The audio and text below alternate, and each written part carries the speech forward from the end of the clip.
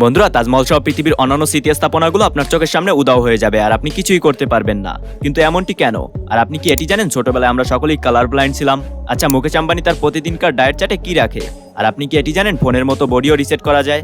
তো বন্ধুরা, রহস্যের সমাহারের এবারের ভিডিওতে এরকমেরই কিছু ইন্টারেস্টিং তথ্য পেতে যাচ্ছেন, তাই ভিডিওটি শেষ পর্যন্ত দেখুন। আর চ্যানেলে নতুন হলে চ্যানেলটি সাবস্ক্রাইব করুন এবং পাশে থাকা বেল আইকনে প্রেস করুন।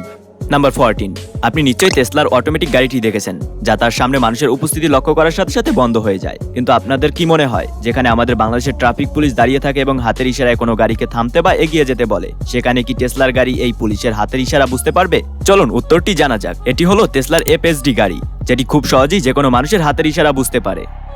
নাম্বার 13, বন্ধুরা, আপনি যদি ছোটা ভীমের ভক্ত হয়ে থাকেন তবে এই বিষয়টি আপনার কাছে আনন্দের হবে। এর কারণ হলো এখন আপনি চাইলে ছোটা ভীমের এই দুর্দান্ত সিনেমাটি দেখতে পারেন। আর এর বিশেষ বিষয় হলো এটি কোনো অ্যানিমেটেড ভিডিও নয়, বরং এটি একটি লাইভ অ্যাকশন সিনেমা। আর এতে আপনি ছোটা ভীমের সকল চরিত্রগুলি দেখতে পারবেন। নাম্বার 12, এটি দেখে যদি আপনার কাছে কোনো বাচ্চার ড্রয়িং মনে হয় তাহলে আপনি ভুল করছেন।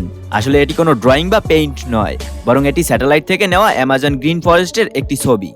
আর অ্যামাজনের এই জঙ্গলে এত পরিমাণের গাছ আছে যে যা দেখে দূর থেকে এটি মনে হয় যে কেউ রং তুলি দিয়ে রং করেছে। নাম্বার 11, আপনি কি জানেন আপনি এবং আমি এবং আমরা সকলেই ছোটবেলায় কালার ব্লাইন্ড বা বর্ণাঢ্য ছিলাম। আসলে মানব শিশু জন্মের সময় কালার ব্লাইন্ড হয়ে থাকে আর ধীরে ধীরে তার মধ্যে রং চেনার ক্ষমতা তৈরি হতে থাকে। তাছাড়া জন্মের 7 দিন পর একটি শিশু লাল, কমলা এবং সবুজ রং দেখতে পায়। আর 4 মাস পরে তারা সব ধরনের রং দেখতে শুরু করে, আর এর সাথে সাথে তারা অন্য জিনিসের উপর ফোকাস করতে পারে। আর 6 মাস পরে একটি শিশু সবকিছুই স্পষ্ট দেখতে পারে আর তাদের স্মরণ ক্ষমতাও তৈরি হয়। আর বিশেষজ্ঞরা এটি বলেন যে 8 মাসে একটি শিশু সমস্ত রং এবং সমস্ত জিনিস চিনতে পারে।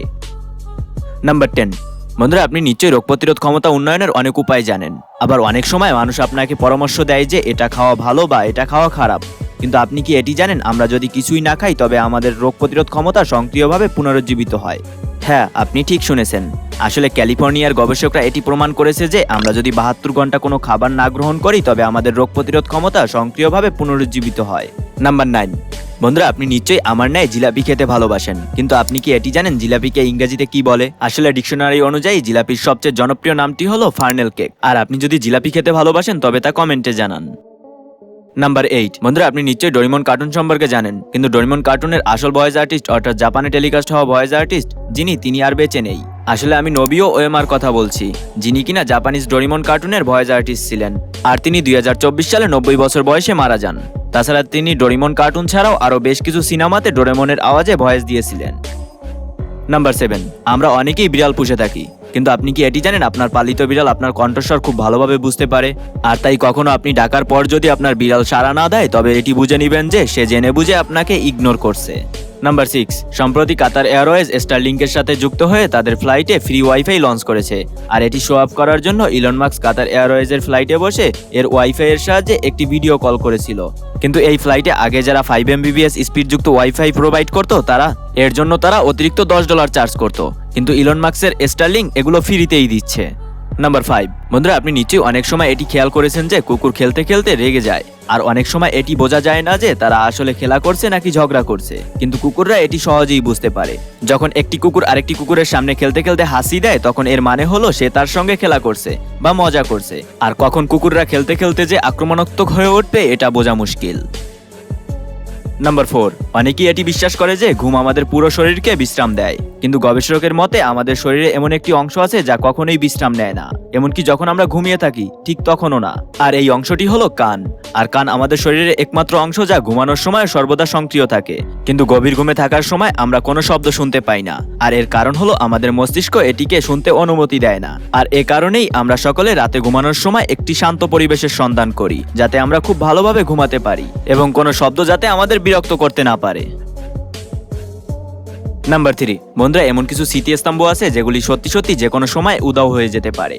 আর এখন থেকে যদি আমরা এ ব্যাপারে সজাগ না হই তবে এক সময় শুধুমাত্র এগুলোর ছবিই আমাদের কাছে রয়ে যাবে। যেমন ফ্রান্স। আর ফ্রান্সের কথা শোনা মাত্রই আমাদের মাথায় আইফেল টাওয়ারের কথা আসে, আর যেটি 330 ফুট উঁচু। তাছাড়া এই ঐতিহাসিক স্তম্ভটি আজ থেকে প্রায় 150 বছর আগে তৈরি করা হয়েছিল। আর এটি ফ্রান্সের অন্যতম পর্যটন প্রিয় স্থান। আর আজ আমরা এটিকে দেখতে পেলেও ভবিষ্যৎ প্রজন্ম এটিকে নাও দেখতে পারে। আসলে আইফেল টাওয়ার একটি বিশেষ ধরনের আয়রন দ্বারা তৈরি, আর এটিকে ঠিকমতো ঠিকমতো রক্ষণাবেক্ষণ না করতে পারলে ধীরে ধীরে সময়ের সঙ্গে সঙ্গে ফাঁপা হয়ে যায়। তাছাড়া বিগত কয়েক বছর ধরে আইফেল টাওয়ারের রক্ষণাবেক্ষণের দিকে ঠিকমতো নজর দেওয়া হচ্ছে না, যার ফলে এর অনেক জায়গায় মরিচা পড়ে গেছে। যদি এই ব্যাপারে এখনই লক্ষ্য না করা হয় তবে ভবিষ্যতের যে কোনো সময় এটি মাটিতে লুটিয়ে পড়তে পারে। আর অন্যদিকে তাজমহলের কথা বললে তাজমহলের সাদা মার্বেল পাথর দূষণ এবং অ্যাসিড বৃষ্টির কারণে হলুদ বর্ণ ধারণ করছে। আর বিশেষজ্ঞদের মতে যদি এখন থেকে এই ব্যাপারে গুরুত্ব না দেওয়া হয় তবে আগামী 100 থেকে 150 বছরের মধ্যে এর অবস্থা অনেক খারাপ হয়ে যাবে। নাম্বার 2, আপনি নিশ্চয়ই এটি লক্ষ্য করেছেন যে আমরা যতই বড় হই আর আমাদের বন্ধুত্বের সংখ্যা ততই কমতে থাকে। আর এটি যে শুধু আমাদের সঙ্গেই হয়ে থাকে তা কিন্তু নয়, আর এটি পাখিদের ক্ষেত্রেও হয়ে থাকে। আসলে তারা শুরুর দিকে ওড়ার জন্য সঙ্গী খোঁজে, আর পরবর্তীতে তারা যত বেশি বড় হয় তত বেশি নিঃসঙ্গ থাকতে পছন্দ করে। নাম্বার 1, মুকেশ আম্বানি, যিনি কিনা এশিয়া মহাদেশের সবচেয়ে ধনী ব্যক্তিদের মধ্যে একজন, যার প্রতি বছরে ইনকাম $90 মিলিয়ন বেশি। আর এটি শোনার পর আমরা অনেকেই এটি চিন্তা করি যে এই ধনী ব্যক্তি কি খায়। অন্য কারো কথা হয়তো আমরা বলতে পারি না, তবে মুকেশ আম্বানি দেশি নিরামিষ খেতে পছন্দ করেন। আর মুকেশ আম্বানি এটি নিজেই বলেন যে তিনি প্রতিদিনকার ডিনারে গুজরাটি ডাল খেতে ভালোবাসেন। এছাড়া তিনি সাধারণত রুটি এবং রাজমা খেতে ভালোবাসেন।